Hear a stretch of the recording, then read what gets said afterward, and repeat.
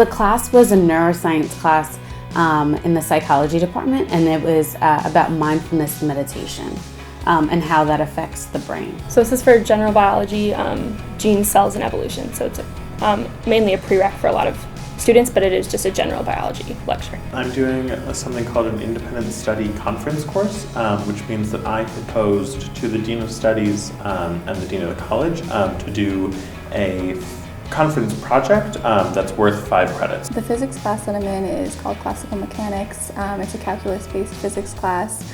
It's basically like a Physics 101 class, except we do sit round table, and we have conference work as well. In conference work, it's really the chance for the student to come in and say, okay, I really want to look at some particular part of this overall field, and I want them to look at it in sort of much greater depth, and in doing so bring together both what we talk about in class but then their outside research. My conference project was a mindfulness meditation trial with students that were in grades 3 through 5.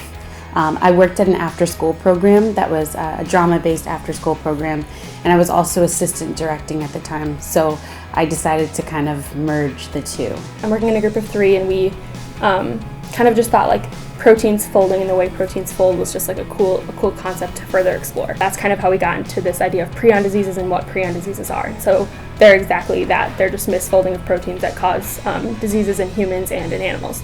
And so we kind of broke our poster down into the mechanism, so how they work, what they are, mad cow disease as like a specific example, and then possible treatments and possibly cures. On the neuroscience and the psychology of time perception, that's kind of led to a couple different things, and including one project that's a literature review, and then a journal article, and then also, kind of very excitingly, a research proposal and a research study on the effects of smell on time perception. For my conference project, I'm doing a study of dance through physics. I decided to do some experiments just with one single dancer, so I took like his measurements, his weight, and then applied like different things that we had learned in class that we usually applied to like rigid bodies or to just inanimate objects to this one specific dancer. What I hope that students do is that they get to look at the conference as sort of a holistic